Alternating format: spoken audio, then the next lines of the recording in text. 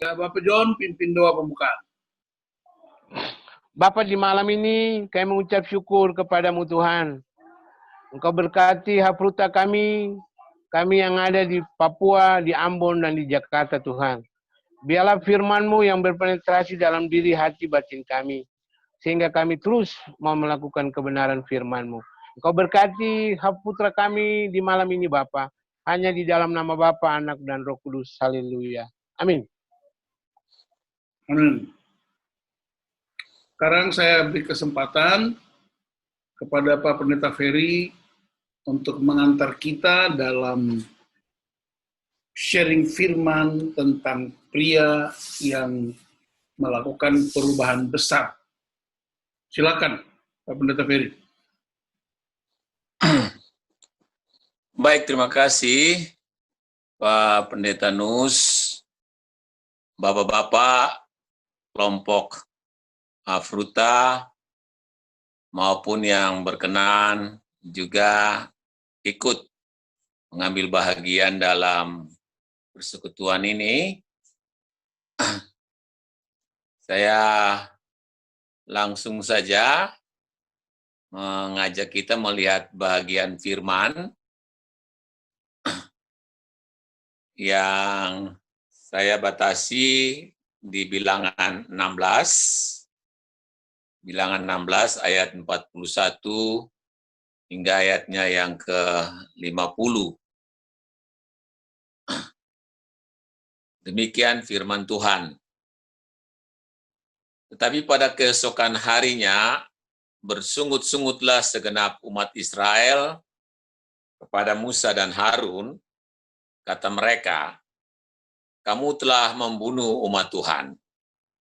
Ketika umat itu berkumpul melawan Musa dan Harun, dan mereka memalingkan mukanya ke arah kemah pertemuan, maka kelihatanlah awan itu menutupinya, dan tampaklah kemuliaan Tuhan.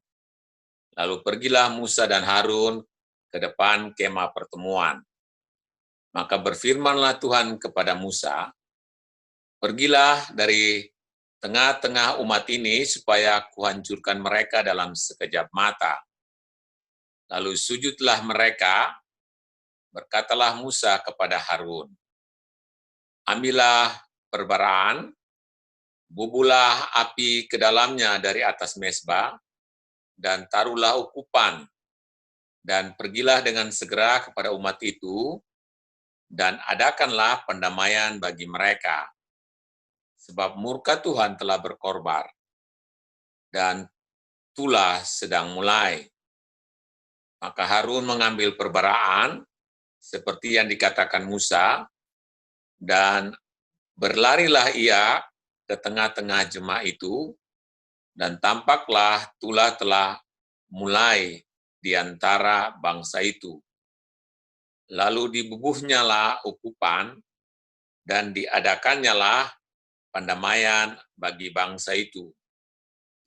Ketika ia berdiri di antara orang-orang mati dan orang-orang hidup, berhentilah tulah itu. Dan mereka yang mati kena tulah itu, ada 14.700 orang banyaknya. Belum terhitung orang-orang yang mati karena perkara Korah. Ketika Harun kembali kepada Musa di depan pintu kemah pertemuan, tulah itu telah berhenti. Demikian, Bapak-bapak, bacaan kita yang memang diambil penggalan akhir dari seluruh pasal 16 yang memang cukup panjang, tapi pada intinya memang di bacaan yang tadi kita lihat bersama memperhadapkan sebuah peristiwa yang cukup tragis, sebuah krisis yang diikuti dengan apa yang disebut sebagai tulah, bahkan malapetaka yang ya bisa disebutkan cukup mengerikan. Dalam konteks saat itu, ketika apa yang terjadi adalah, kalau kita baca di ayat-ayat awal dari kitab Bilangan 16, pada intinya adalah ada semacam pemberontakan atau ya boleh disebut sudah semacam rancangan kudeta yang dilakukan oleh Korah, Datan, dan Abiram terhadap kepemimpinan Musa dan Harun. Dan kita tahu betul bahwa Musa sudah mendapat mandat kepercayaan dari Tuhan, dan dalam kaitan dengan tanggung jawab itu, Harun pun diperbantukan, dipercayakan Tuhan kepada Musa untuk mendampinginya. Dengan kata lain bahwa kewenangan atau kepemimpinan, mandat yang diterima oleh Musa dan Harun bukanlah oleh pilihan mereka, tapi sesungguhnya ini mandat yang dipercayakan langsung oleh Tuhan.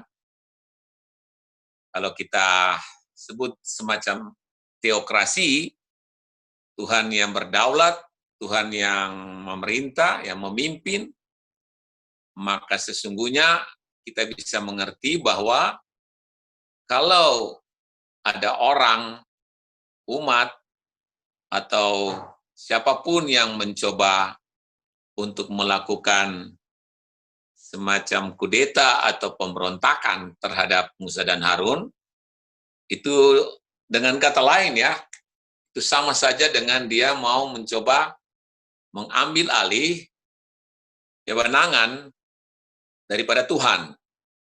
Dan itu yang menyebabkan apa yang dilakukan oleh Korah, Datan, dan Abiram itu dengan begitu banyak pemimpin yang lain, itu betul-betul mendatangkan murka Allah. Walaupun Musa juga sudah mengingatkan mereka, tapi masih saja mereka tegar tengkuk. Kita kenal istilah ini ya. Israel itu disebut sebagai bangsa yang tegar tengkuk ya. Tapi itulah kenyataannya, sehingga apa yang dilakukan oleh mereka itu mendatangkan murka Allah dengan begitu cukup mengerikan ya. Bagaimana tanah terbelah dan mereka bisa masuk terkubur hidup-hidup, dan diikuti dengan ada yang tersambar, dihabisi oleh api Tuhan langsung. Lalu yang ketiga ini ada tulah. Saya kalau mengandaikan tulah yang istilahnya dia menyebar dengan begitu cepat, tampaknya jauh lebih mengerikan ya daripada COVID ini. Kalau COVID ini ada proses ya penularan, dan itu kadang-kadang butuh 14 hari atau sekian hari baru memastikan bahwa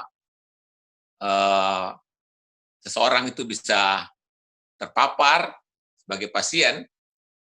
Tapi apa yang terjadi, kita baca dalam ayat-ayat terakhir tadi disebutkan bahwa yang mati itu 14.700 dalam sehari itu, bayangkan. Jadi 14.700 kalau tambah dengan perkara Korah sekitar 250 orang, itu berarti hampir 15.000. Kita bisa bayangkan 15.000 orang mati dalam sehari peristiwa kemurkaan Tuhan itu saya sulit membayangkan ya kalau dibandingkan dengan corona. Saya baca-baca angka-angka penularan juga se-Indonesia tidak sampai besar seperti itu, ya, dalam sehari. Kalau dalam beberapa hari mungkin bisa saja ya. Cepat sekali itu tulahnya.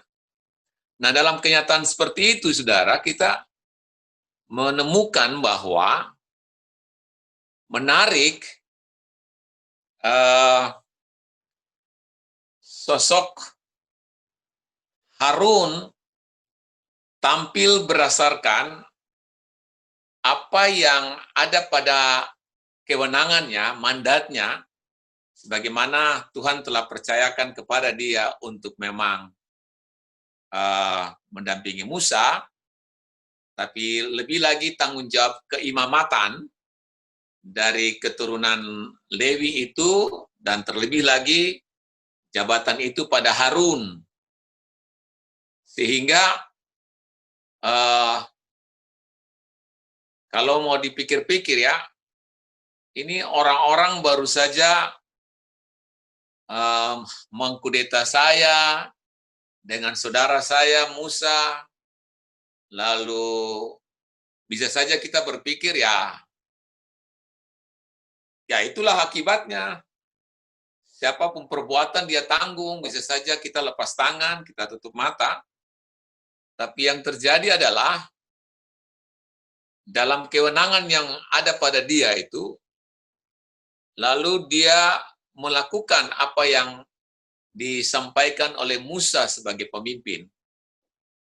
Dan apa yang dilakukan adalah melakukan tindakan pendamaian dengan ritual keimamatan itu.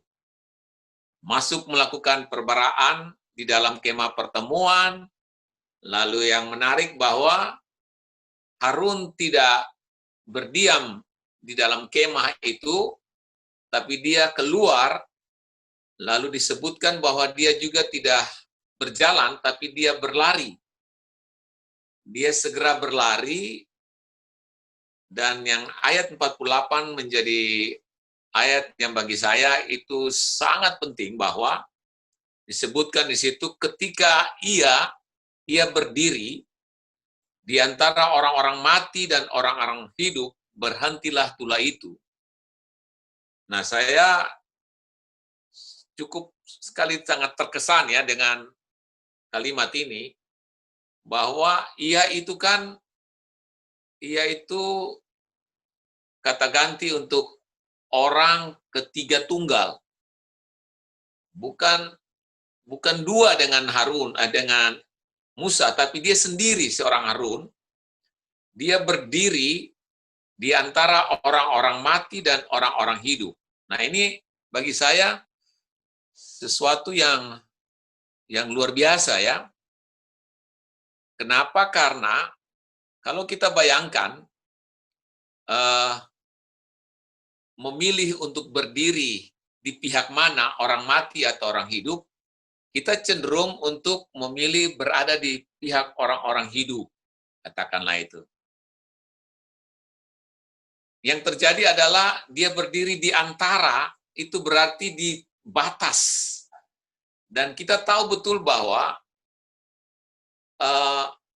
semua yang namanya tapal batas itu penuh dengan risiko. Karena dia menjadi titik temu antara dua bahagian ya. Kalau saya berdiri di batas antara yang A dan B, berarti apalagi kalau yang A dan B ini adalah sesuatu yang kondisi kontras, maka itu tidak mudah. Saya bisa mengalami sebuah kegoncangan di tengah-tengah titik batas itu. Tidak mudah. Karena penuh dengan risiko kalau berdiri di antara. Salah-salah kita bisa kena risiko. Ya bisa saja. Lebih baik saya memilih langsung ke yang hidup misalnya, yang aman, yang zona nyaman, jauh lebih menguntungkan dibandingkan dengan saya berdiri di tengah-tengah di antara. Nah, sesungguhnya ini yang bagi saya menarik. Bahwa dengan keputusan seorang Harun untuk berdiri di antara atau di tengah-tengah yang hidup yang mati, maka tulah itu disebutkan tulah itu berhenti.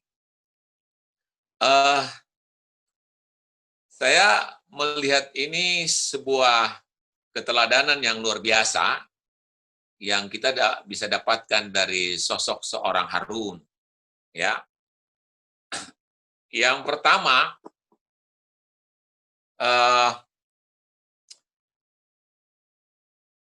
terus terang bahwa kita sekarang ada di sebuah era kehidupan, kalau kita pakai istilah kapitalisme, artinya segala sesuatu itu dihitung berdasarkan yang besar, yang banyak.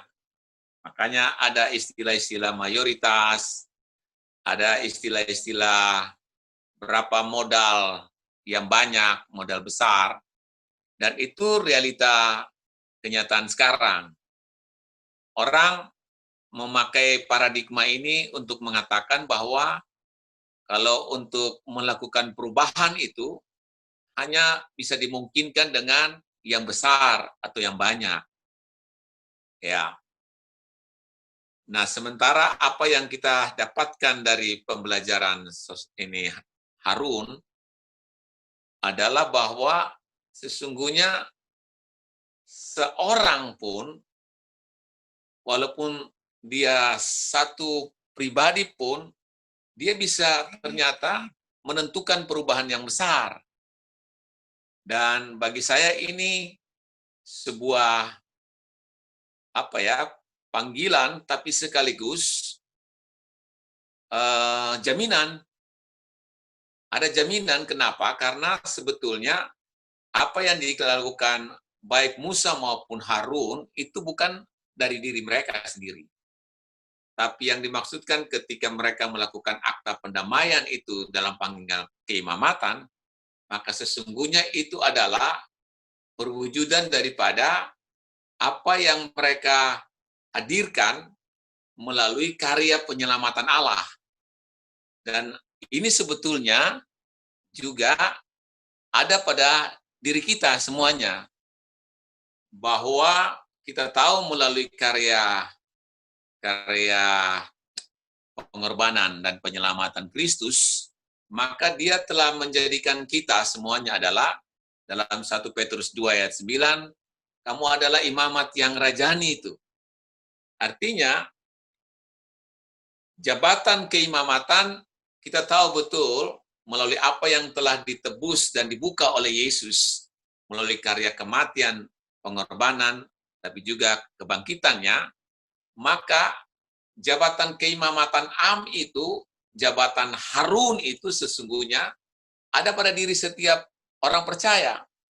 Dengan demikian, bukan saja Harun yang bisa melakukan itu, untuk melakukan akta pendamaian, sehingga berhenti tulah-tulah yang mengancam kehidupan ini, tapi saudara dan saya semua, setiap pribadi orang percaya, setiap laki-laki atau pria yang menyadari akan panggilan dan tanggung jawab ini, maka dia terpanggil untuk tidak perlu menunggu banyak dulu. Tapi dari dirinya, sesungguhnya dia bisa melakukan perubahan yang besar dengan menghentikan tulah kematian dan menyelamatkan kehidupan. Dan saya kira ini poin yang penting bagi kita ya. Di situasi krisis sekarang ini, saya tidak akan dengan serta-merta mengatakan bahwa COVID ini tulah atau ini macam-macam yang kita dengan gampang mensejajarkan dia dengan apa yang terjadi pada Kisah di Bilangan 16. Saya tidak mengatakan sampai begitu, cuma saya mau bilang bahwa realita kematian dalam wujud yang lain itu hampir tidak bisa kita sangkali saat ini. Bahwa aroma-aroma kematian yang menggerogoti kehidupan masyarakat, rumah tangga, orang percaya, baik sebelum COVID maupun selama COVID, itu harus membuat kita seperti Harun. Yang pertama, kita tidak boleh berdiam diri, tapi segera harus melakukan akta pendamaian. Kenapa? Karena tanggung jawab keimamatan itu ada pada kita. Tidak bisa orang lain yang melakukan perbaraan. Ya, Korah dan Datam dan Abiram, mereka keturunan Lewi juga dan minta itu, tapi Musa bilang tidak bisa, kamu tidak bisa. Hanya Harun dan dia punya anak, Eliezer, yang bisa melakukan akta perbaraan itu. Akta pendamaian di kemah itu, keimamatan. Yang lain tidak bisa. Nah, itu artinya apa? Ketika jabatan keimamatan ada pada kita sebagai orang percaya, maka sesungguhnya itu melekat. Panggilan yang kita tidak bisa tolak, lalu melempar itu kepada yang lain, itu memang kita punya kewajiban. Jadi ini mau bilang bahwa tanggung jawab ini pertama-tama harus datang daripada setiap laki-laki, bahwa tidak bisa kita menunggu lagi korban berjatuhan. Sudah saatnya sekarang kita ambil sikap bahwa kitalah yang harus menyelamatkan kehidupan itu. Kita harus bersedia berdiri di antara yang hidup dan yang mati itu. Ya. Dan realita itu entah dalam penyakit yang kita artikan secara medis, tapi penyakit-penyakit rohani, situasi-situasi akhir-akhir ini yang ya penuh dengan hal yang begitu menggelisahkan. Jadi saya kira itu poin pertama yang penting untuk kita sadari ya. Dan yang kedua, memang kalau saya periksa sosok Harun kalau kita pelajari memang dia bukanlah orang yang bebas dari kelemahan. Dia bukan juga sosok yang istilahnya bagaikan manusia super yang seperti malaikat ya. Kalau kita periksa di Keluaran 32, misalnya kisah pada saat Israel membuat patung anak lembu emas itu di saat Musa ada ke gunung menerima 2 loh batu itu, misalnya dalam kisah 32 kita tahu Harun sebetulnya ada dalam kondisi yang tanda petik ikut juga dalam soal itu. Walaupun memang istilahnya dia lebih mendengar keinginan daripada orang banyak, artinya Israel untuk minta dibuatkan patung anak lembu emas. Begitupun di Bilangan 12 misalnya kita bacakan.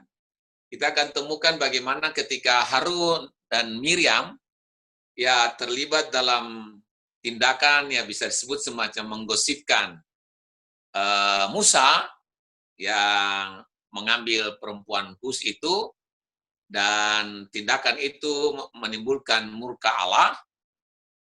Tapi yang menarik memang juga dalam bacaan itu Miriam yang kena kutukan itu, kusta ya tapi Harun tidak misalnya. Lalu ada yang penafsir melihat bahwa Harun juga di situ kelihatannya dia lemah, ikut-ikutan, terhasut oleh apa yang dikatakan oleh Miriam misalnya.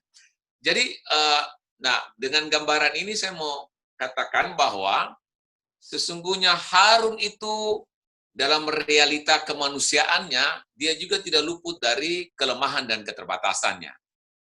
Tapi panggilan keimamatan itu diperhadapkan dengan realita krisis, masalah yang ada itu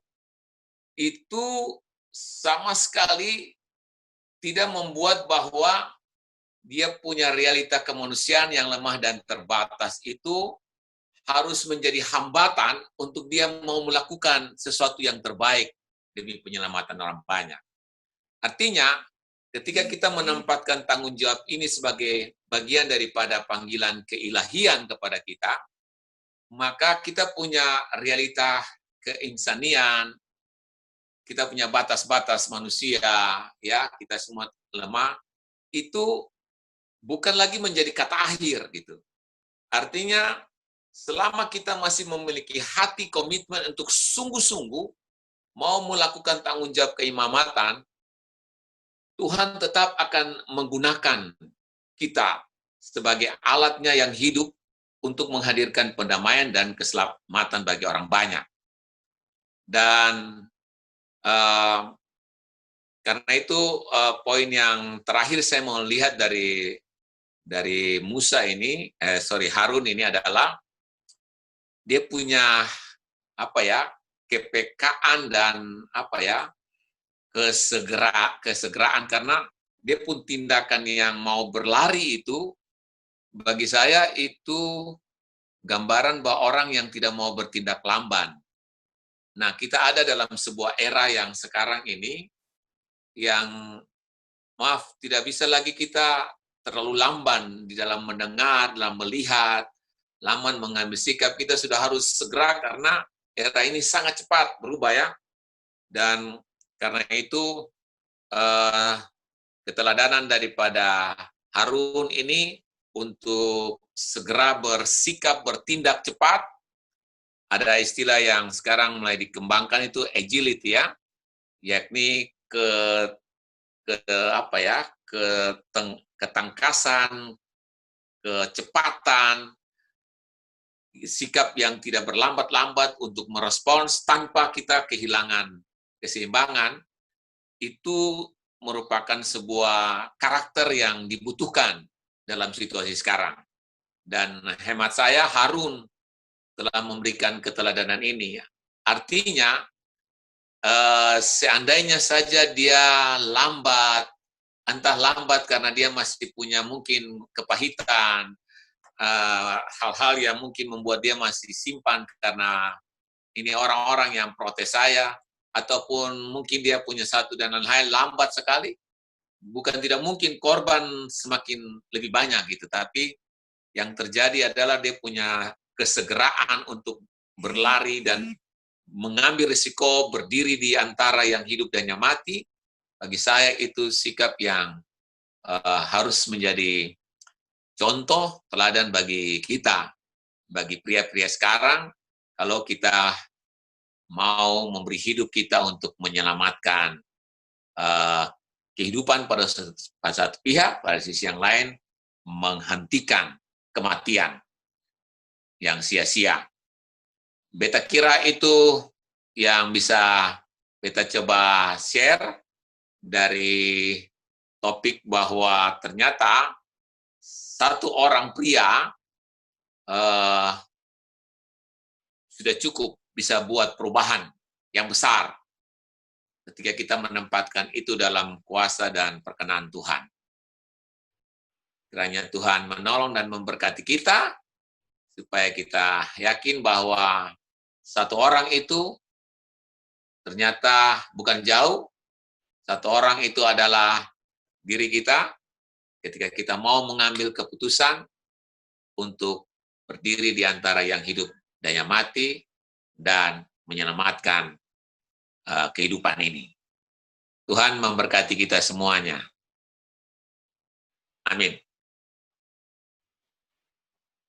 Oke, Bapak-Bapak, itu beberapa poin dari Pak Pendeta Ferry tentang Harun yang di tengah keterbatasannya, dia bertindak untuk menyelamatkan umat yang masih hidup.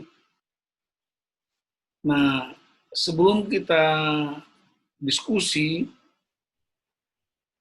itu memang sudah ada negosiasi antara Musa, Harun dan Tuhan pada ayat 22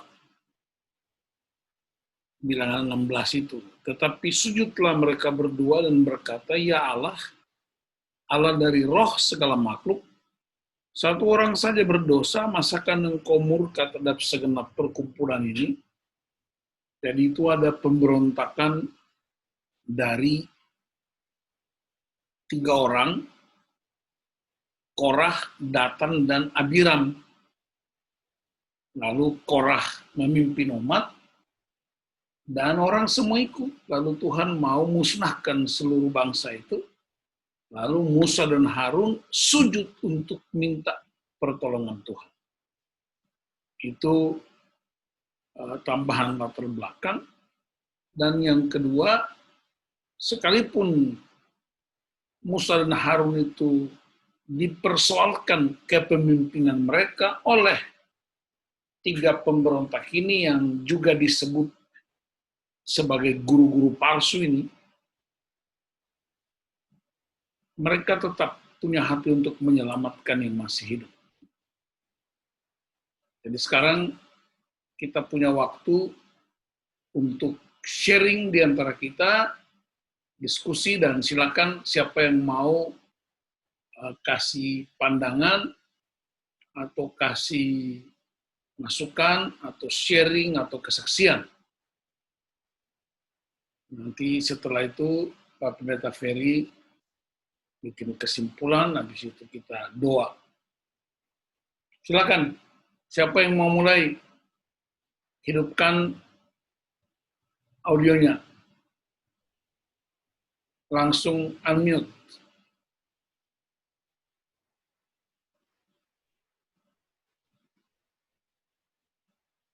Siapa?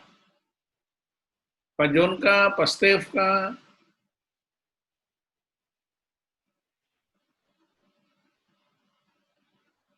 Pak Robert kah? Pak Arthur?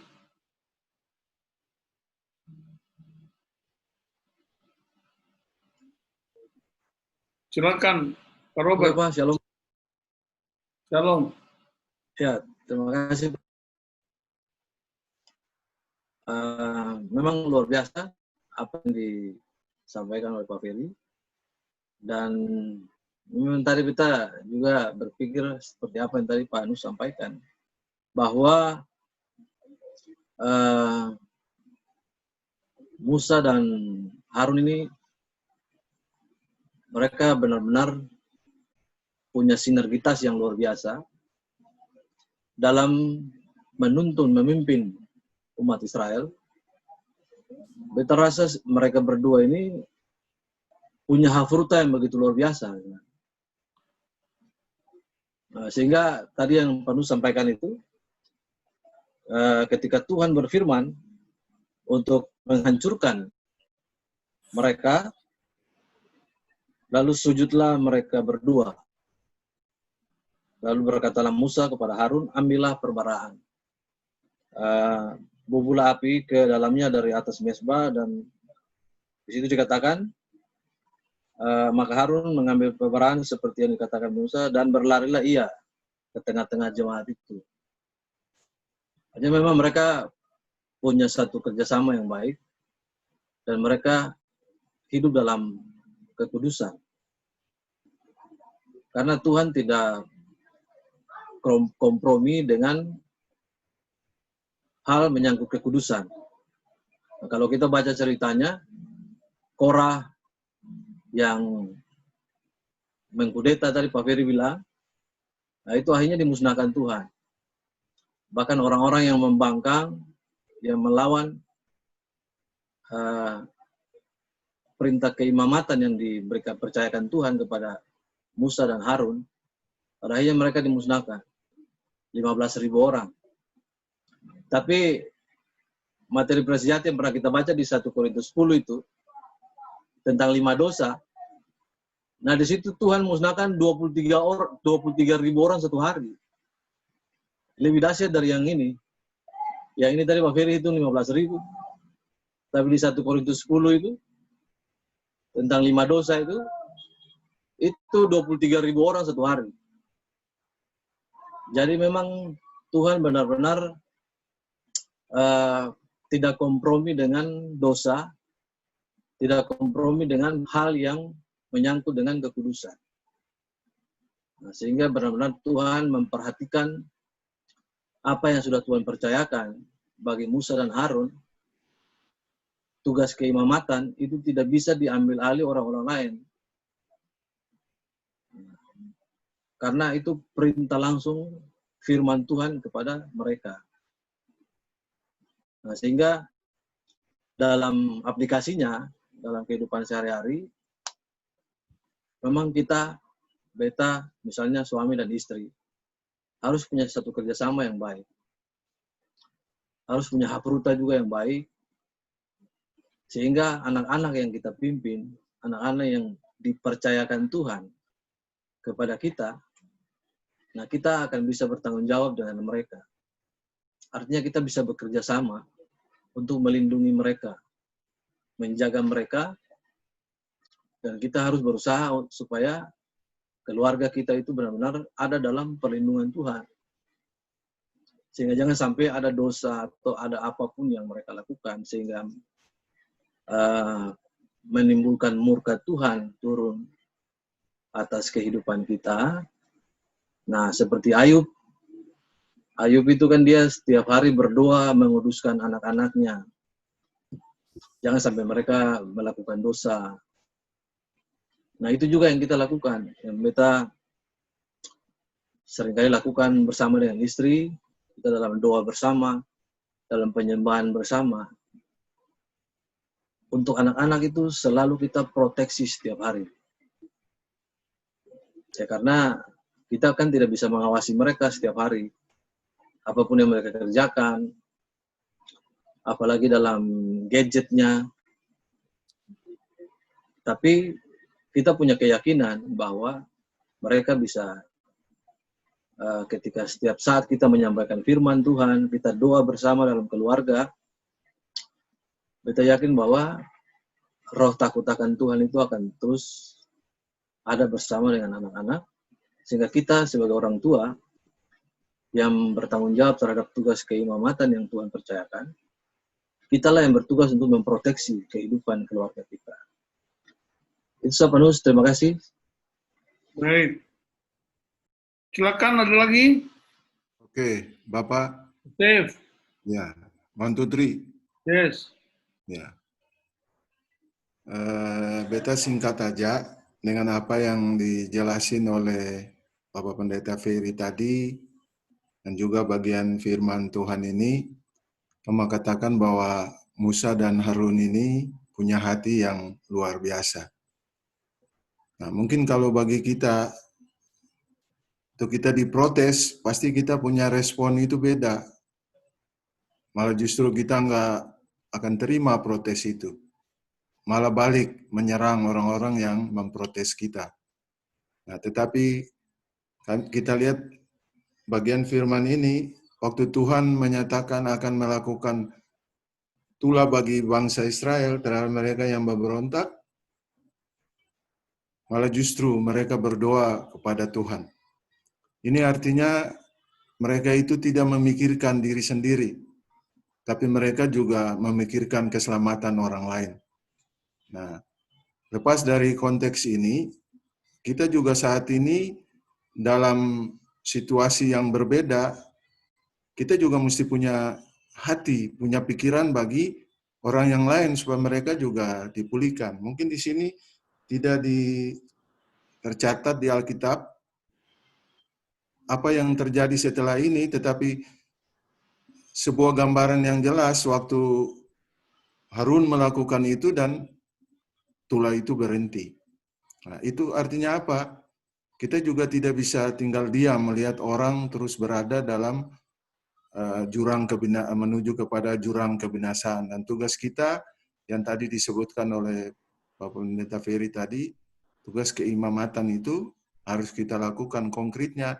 Bagaimana dengan kapasitas, dengan apa yang kita miliki, ya kita juga punya tanggung jawab untuk bisa memperingatkan orang atau membawa orang-orang ini untuk kembali dari jalan yang sementara ini mereka tempuh.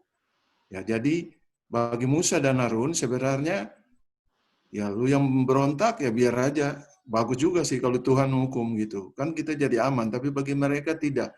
Mereka punya hati yang luar biasa. Mereka punya hati bagi jiwa-jiwa. Nah, kita juga mesti punya hati bagi jiwa-jiwa. Nah, terlepas dari kita sedang pandemi ini, Ya, kita mungkin di dalam kondisi yang ada sekarang ini, kita udah mesti berpikir setelah pandemi ini apa yang kita harus lakukan bagi jiwa-jiwa, bagi pria-pria. Kita mesti punya hati, jangan kita dipulihkan atau kita sudah memperoleh keselamatan itu hanya untuk diri kita sendiri dan keluarga kita, istri kita, dan anak-anak. Lalu kita terus ada dalam situasi-situasi atau kondisi yang sama sekali itu tidak membawa jiwa-jiwa untuk dipulihkan oleh Tuhan. Nah, untuk itu mari kita ambil keputusan, kita juga peduli bagi orang lain. Walaupun kita juga tidak sempurna, tetapi dengan sarana yang Tuhan berikan bagi kita, kapasitas yang Tuhan berikan bagi kita, kita juga berpikir supaya kita menjadi berkat bagi orang lain, supaya orang lain juga diselamatkan. Ya, terima kasih Bapak, Tuhan berkati. Ya, Bapak, jadi di Alkitab itu banyak sekali peristiwa, banyak sekali tokoh yang orang Ambon bilang pasang badan.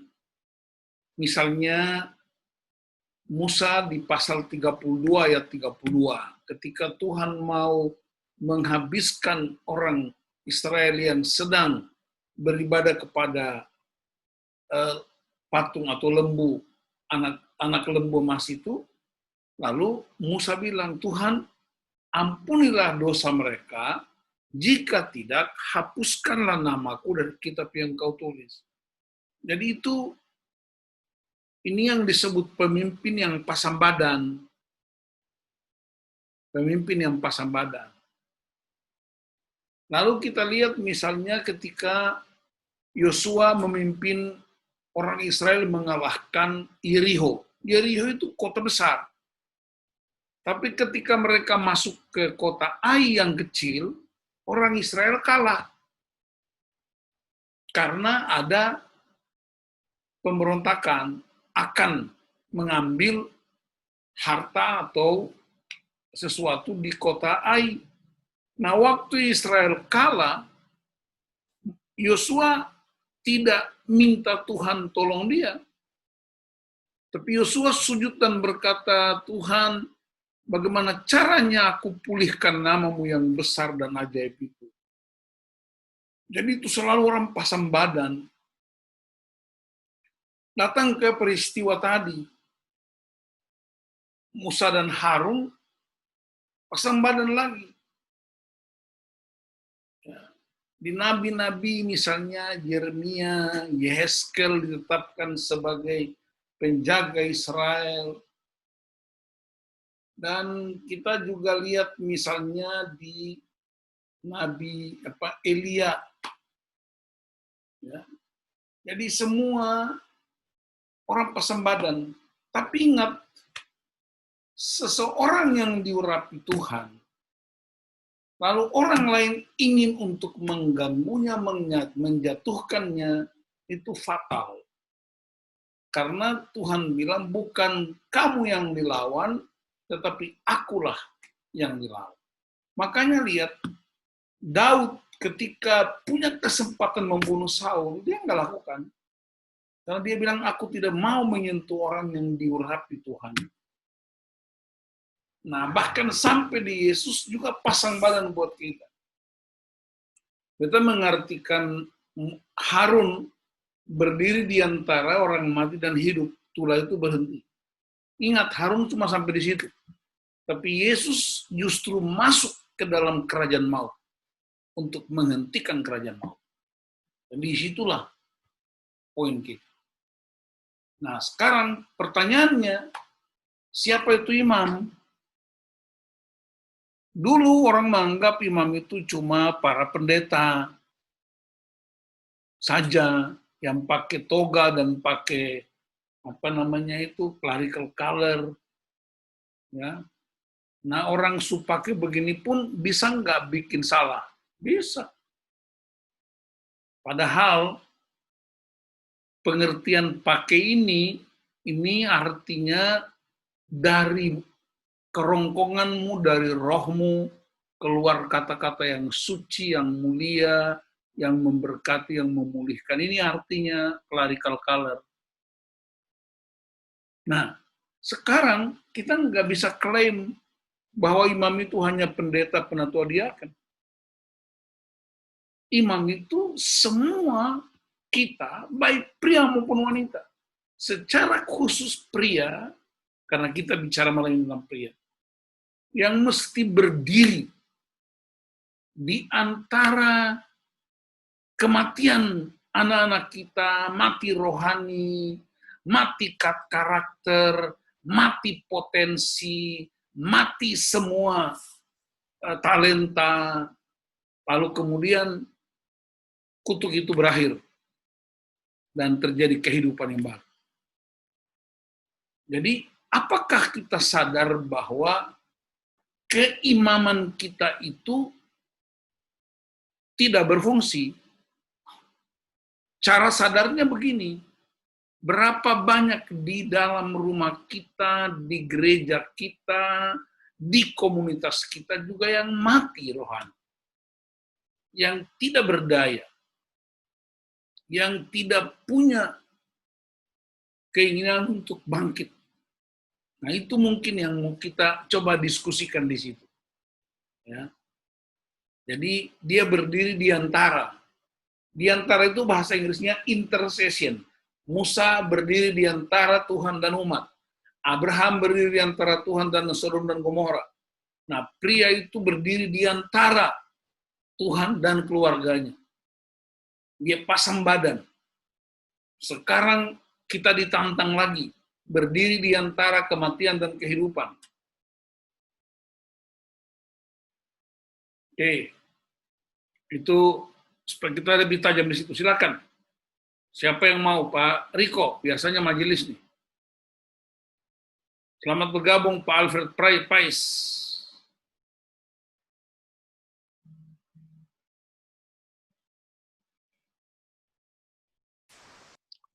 Ya, terima kasih Pak Pen. Bapak-Bapak yang Tuhan Yesus kasihi, memang dari yang disampaikan oleh Pak Ferry agak umum gambarannya, sehingga beta pribadi juga dari tadi kira-kira ada punya kesaksian apa, pengalaman apa yang bisa. Tapi ketika lebih spesifik di tengah-tengah kehidupan keluarga, artinya ketong imam berdiri antara Tuhan dan ketong keluarga, ya itu mungkin agak memudahkan untuk bisa menyampaikan apa yang ketong alami. Beta pribadi sendiri memang tanggung jawab yang diberikan juga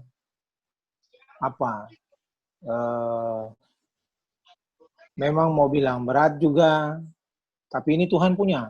Beta yakin seberat apapun itu pasti Tuhan akan kasih jalan.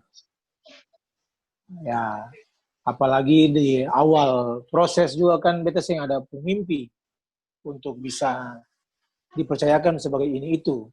Tapi sekali lagi beta punya prinsip bahwa ini anto pun pekerjaan. Sesulit apapun itu, tetap anto akan kasih jalan keluar. Nah, cuma dikaitkan dengan tadi Harun, bahwa tadi Pak Ferry bilang Harun juga tidak punya latar belakang yang bisa dinilai bahwa sosok ini penuh dengan kelembutan. Itu artinya bahwa memang ya beda-beda tipis yang ketong lah. Ketong pun karakter. Nah, tapi di saat ketong bisa terbuka, berserah semua per Tuhan, ya bukan tidak mungkin dari ketong Tuhan pakai untuk bisa, ya yang pertama ketong pun keluarga dulu, gitu. Karena beta juga sampai sekarang ini masih merasa tertantang untuk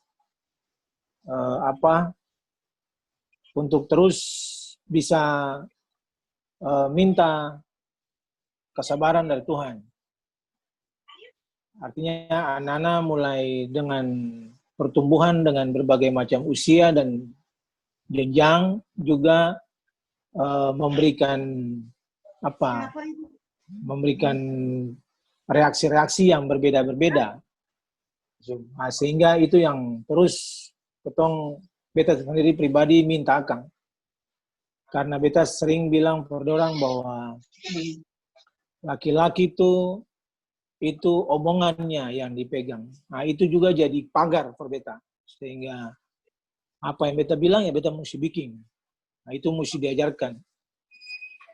Ketika ada orang yang kebetulan mampir di rumah, tapi kalau ada orang yang juga kebetulan ketemu di jalanan dengan situasi dan kondisi yang dilihat berbeda, anak pasti komplain. Tapi setelah itu, betul, saya bisa, ya kita cuma berbagi dengan anak-anak bahwa ya papa saya bisa atur dong, karena itu bukan masuk ke ketong keluar, yang papa bisa atur ale dong, dan ketong saling atur. Ya papa kasihnya ale dong, ya dong juga kasihnya, supaya ketong saling menjaga satu dengan yang lain. Nah, beta rasa hal-hal ini yang bisa beta bagi karena memang kalau ada ucapan bilang apa, dunia lihat rupa tapi Tuhan lihat hati. Jadi mari berserah saja per Tuhan, nanti Tuhan yang atur segala sesuatu, itu semakin dahsyat dan luar biasa di tengah-tengah tumpuk hidup. Itu juga Pak, kita bisa sampaikan. Terima kasih. Baik. Silakan.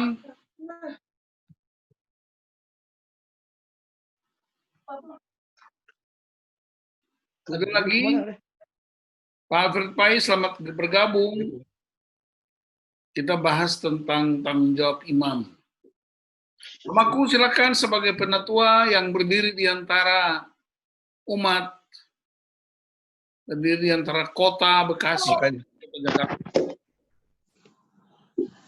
Pas dulu Pak Pelita. Harus pas 2 kali.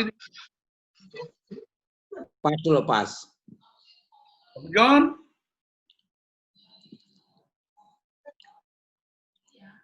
Pak John?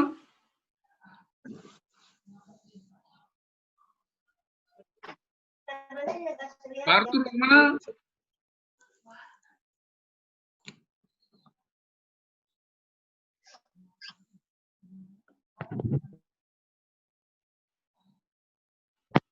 Baik, kalau tidak ada, Pak Alfred selamat bergabung. Ya, selamat malam Pak Panus. Pak Alfred ini tinggal di Langensari di daerah, apa namanya itu? Beta baru sampai, minta maaf baru sampai rumah. Oke. Ale tambah putih kayaknya.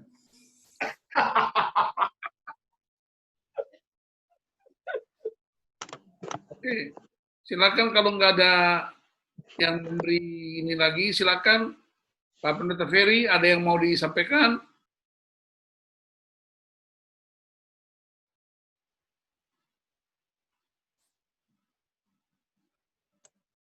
Oke, baik. Ya, terima kasih Pak Nus dan Bapak-Bapak.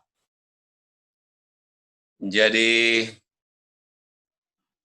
yang pertama, ya saya kira istilah Pak Nus soal pasang badan itu ya menarik ya, artinya untuk konteks istilah keton di orang Ambon, pasang badan, itu memang penuh risiko dan tidak mudah.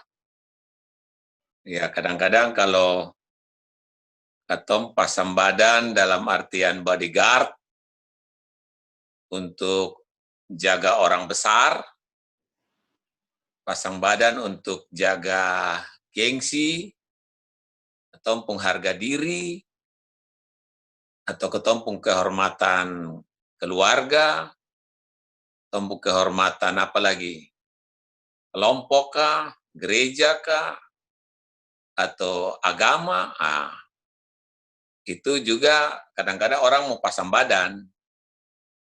Nah, tapi dalam konteks seperti Harun ini tidak mudah.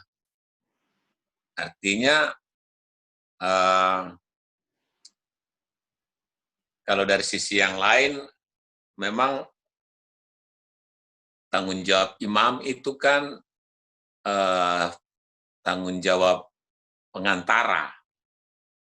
Dia berada di antara ya. Bagaimana kita ada di tengah-tengah di antara beban pergumulan umat dan dunia ini, dan kita melakukan akta pendamaian itu. Dia kan tegaskan akta pendamaian, dan itu dengan kata lain akta pendamaian itu, jadi maksudnya ini, karena tulah itu dalam konteks di bilangan itu datang dari Allah, maka kita harus melakukan sebuah akta yang menghentikan tulah itu, artinya melakukan pendamaian dengan Tuhan sehingga tulah itu berhenti, kira-kira gitu. Nah, dalam konteks ini maka bagaimana realita, apakah keluarga atau orang-orang di lingkungan dunia yang kotor berdosa ini, lalu katong ada di sana sebagai imam untuk bagaimana istilahnya menyelamatkan ini. Ini yang tadi ungkapan, artinya saya juga terinspirasi dari bacaannya Glenn Evans ya kemarin itu, tentang Tuhan Allah mencari pengantara dalam doa. Lalu dia bilang contoh Yesus juga, Yesus sendiri berdoa untuk para pemberontak-pemberontak. Ya.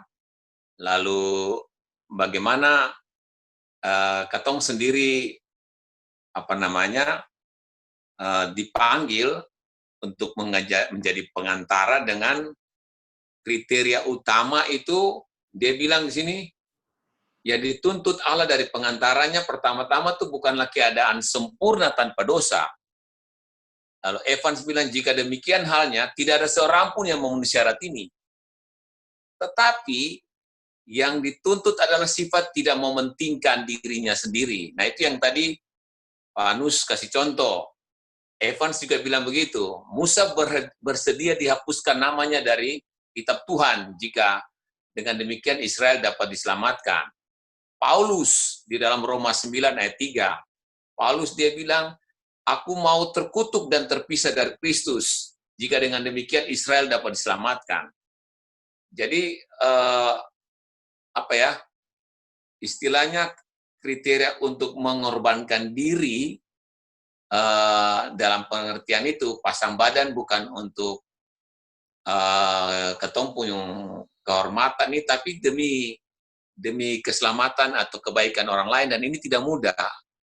Apalagi bagi orang yang katakanlah melukai, menyakiti, atau orang yang kita diberhadapkan dengan bukan hanya jemaat yang ada dalam kondisi yang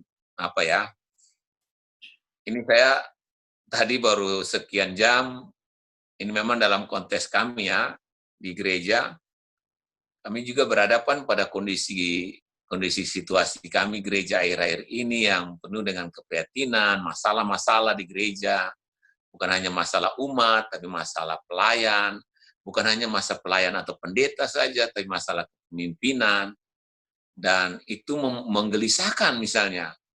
Dan kalau tanggung jawab keimamatan kan, ya kita harus memikul beban ini juga. Paling minimal itu adalah kita turut berdoa untuk bagaimana itu wujud daripada akta pendamaian, sama seperti yang dilakukan oleh Abraham menyelamatkan Lot dan keturunannya ya dari Sodom dan Gomora misalnya, begitu kemurkaan Tuhan. Nah, jadi rupanya tanggung jawab ini mungkin kita bisa bilang tidak mudah juga di situasi di mana orang lebih cenderung mencari zona nyaman, menghitung kepentingannya diri sendiri, ya. Dan itu yang pertama yang saya lihat. Lalu yang terakhir memang betul ya, soal duit tunggal itu atau dari Hafruta, artinya memang Harun melakukan itu karena tadi bahasanya Pak Robert bilang dia punya hafruta dengan Musa itu kuat, betul. Ya, cuma sekali lagi antara yang dua dengan yang satu itu ibarat apa ya? Artinya ada saatnya kita memang saling menajamkan, tapi yang paling penting adalah masing-masing orang juga harus bersedia untuk dirinya sendiri itu dipertajam gitu. Sehingga kalau dia mempertajam diri, pasti dia akan mempertajam orang lain gitu. Jadi maksud saya adalah hafruta betul bicara tentang kita punya 2 orang atau lebih untuk saling ini, tetapi itu tidak lalu buat begini, oh beta itu cuma baru, beta menjadi orang benar kalau misalnya pada saat bersama. Beta hanya baru mengalami Tuhan kalau beta dengan persekutuan saja. Tapi kalau beta sendiri, itu beta jangan, itu yang beta maksud. Ternyata individualitas itu menentukan dualitas gitu. Sebab kadang-kadang kan kita betul ya, kita punya api itu baru tumbuh kalau kita dalam persekutuan. Tapi kadang-kadang kalau kita sudah lepas sendiri, kita bisa mati. Padahal maksud saya, Tuhan itu bisa memakai kita, satu pun juga bisa menentukan itu. Itu maksud beta. Jadi soal kolektivitas, komunalitas itu penting, tapi jangan lupa individualitas itu juga menentukan. Bisa menentukan perubahan dan perbedaan. Kira-kira itu aja tambahannya. Makasih. Oke, jadi Bapak-Bapak, ini bukan soal tugas. Karena kalau tugas itu ada masa berlakunya, ada masa baktinya, ada periodisasinya. Ini juga bukan kewajiban, sebab kalau kewajiban maka ada hak-hak yang dituntut. Tapi saya suka pakai istilah ini yang disebut special calling, panggilan khusus yang tidak dapat diwakilkan. Dan kita harus jujur bahwa ketika orang lain menyakiti kita, ketika orang lain memberontak terhadap kita, ketika orang lain tidak menganggap kita, harus jujur, mungkin di hati kecil kita berharap orang itu celaka. Semoga dia jatuh dari pesawat kah, ya, semoga dia tabrakan kah, semoga helikopter jatuh dia pun rumah kah. Itu secara manusiawi itu muncul. Tapi ini ada tindakan ilahi dari Musa dan Harun. Saya percaya satu hal. Di tengah ketidaksempurnaan Harun, di tengah ketidaksempurnaan Musa, Allah sedang mempertontonkan, mendemonstrasikan otoritas ilahi atas umat. Jadi kita nggak punya alasan yang kuat untuk tidak memelihara otoritas ilahi. Baca di Alkitab, ya, bayangkan di Perjanjian Baru sendiri, ya, kemarin saya singgung di khotbah keluarga yang berhubungan dengan Kejadian 5, kemarin karena di GPM khotbah tentang Kejadian 5, yaitu ada 10 keturunan dari Adam. Yang menarik itu, yang disebutkan itu Set, tapi Kain tidak masuk dalam silsilah Adam. Semua pemberontakan terhadap otoritas selalu hidup di luar kemuliaan. Itu yang mesti hati-hati. Jadi, kalau kemudian saya tarik ke Matius 1, ada 3 generasi kelahiran Yesus. Tapi ada 4 wanita yang disebutkan dalam silsilah Yesus. Ada Tamar yang pernah diperkosa, menjadi seorang, menyamar sebagai seorang pelacur. Ada Rahab seorang pelacur. Ada Ruth orang Moab. Ada Batseba istri Uria yang direbut oleh Raja Daud. Tapi itu menunjukkan bahwa ternyata keturunan Yesus juga, nenek moyang Yesus itu orang-orang yang ada pelacur loh di dalam. Ada yang mencoba menjadi PSK. Ada orang kafir menurut tata bahasa orang Yahudi itu Moab itu bangsa di luar Israel. Tapi ya, justru Kristus lahir dari nenek moyang semacam itu. Itu menunjukkan buat saya, sekali Tuhan tetapkan, dia akan membela ketetapan dia sendiri. Sekali Tuhan pilih kita jadi imam, dia akan mempertaruhkan otoritasnya untuk keimamannya itu tidak boleh gagal.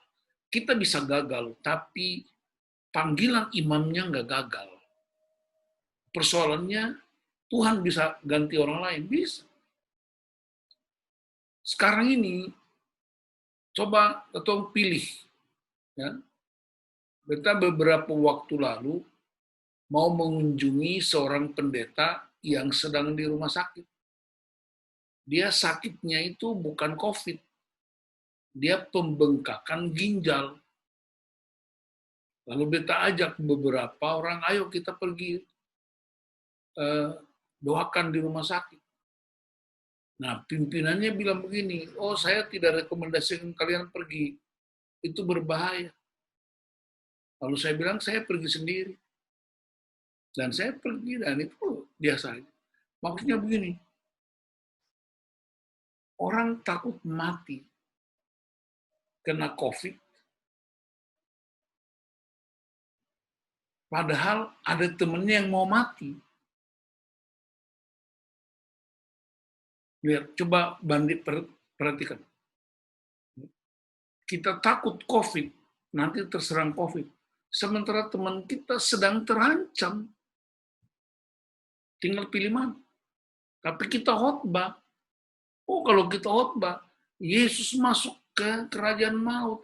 Dia hadir di tengah-tengah. Orang Tanimbar bilang, oh saya bicara banyak saja. Justru kalau you khotbah tentang Yesus, bicara tentang Yesus yang masuk di kerajaan maut, lalu temanmu yang sedang dirawat di rumah sakit nggak mau datang gara-gara takut COVID kena. Ada betul teman di Tanimbar namanya Pak Set, dia tentara waktu perang di Timur Leste, waktu zaman perang dengan Timur Leste. Dia pulang sampai di Tanimbar, dia cerita, orang dia baru tembak para veteran itu. Kalau dia bilang dia pun teman-teman yang tiarap itu mati dapat tembak. Lalu betul tanya, lah buset bisa selamat berdiri tembak saya kena. Dia bilang, Bu, peluru juga pemata. Peluru itu juga pemata. Kemarin di Jakarta ada satu bilang begini, Pak Pendeta, COVID juga pemata lain. Jadi maut itu juga dia pemata. Ketika kita sungguh-sungguh berdiri untuk kehidupan orang lain. Jadi jangan banyak alasan, John. Kalau P2 di rumah sakit, pi aja. Kalau mati di rumah sakit gara-gara berdoa buat orang, Anda telah menjadi pahlawan di tengah-tengah orang mati dan orang hidup. Jadi jangan kita berasumsi. Tapi kalau dompi terima uang, dompi naik pesawat, dompi pesta, saya nggak apa-apa. Karena COVID itu bukan hanya di rumah sakit, dia ada di mana-mana. Tapi dia pemata. Jadi mari kita berdiri sebagai imam di antara yang hidup dan yang mati. Katong seng suruh masuk ke kerajaan maut, tapi Yesus sudah kalahkan kerajaan maut. Tapi katong berdiri di antara. Dan ini luar biasa supaya orang-orang di sekitar kita terselamatkan keluarga kita, anak cucu kita, dan kota di mana kita ada itu kita berdiri untuk kota yang kita tempati. Tuhan memberkati kita semua dan mari kita berdoa. Bapa, kami bersyukur untuk firman Tuhan yang disampaikan hamba-Mu Pendeta Ferry Nausona, yang di-share oleh diantara kami sebagai kawan Hafruta, membangun komunitas yang kuat, saling melengkapi, saling menopang, saling mendoakan, tapi juga kami saling menghidupi. Sehingga firman Tuhan tidak sekedar menjadi bahan-bahan percakapan. Firman Tuhan tidak sekedar menjadi bahan-bahan renungan. Firman Tuhan tidak sekedar sebagai sebuah percakapan-percakapan teologis, tapi firman Tuhan itu hidup dan nyata di antara kami.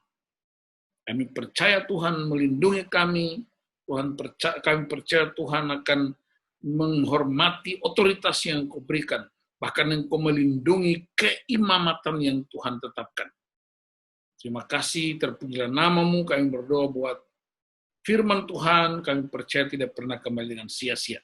Berkati setiap pria dan keluarga, Pak Pendeta Ferry dan keluarganya, Pak Steph dengan keluarganya, Pak Alfred Pais dan keluarganya, Pak Arthur Patikawa dengan keluarganya, Pak John Laisi dan keluarganya, Pak Rico Mai dengan keluarganya, Pak Mako Halatu dengan keluarganya, Pak Robert dengan keluarganya, dan hamba-Mu. Tuhan, kami percaya Engkau tetapkan kami untuk berdiri di antara, sehingga banyak orang hidup dan berkuasa. Berkati pelayanan yang Tuhan percayakan di setiap jemaat dan di setiap tempat di mana kami hidup. Kami lepaskan berkat ilahi buat kota-kota di mana kami tinggal dan bangsa Indonesia. Kami patahkan segala COVID-19 dengan segala tipu dayanya. Hanya Kristus yang dipermuliakan. Segala hormat buat Engkau Bapa. Di dalam nama Tuhan Yesus Kristus, kami berdoa dan mengucap syukur. Haleluya. Amin.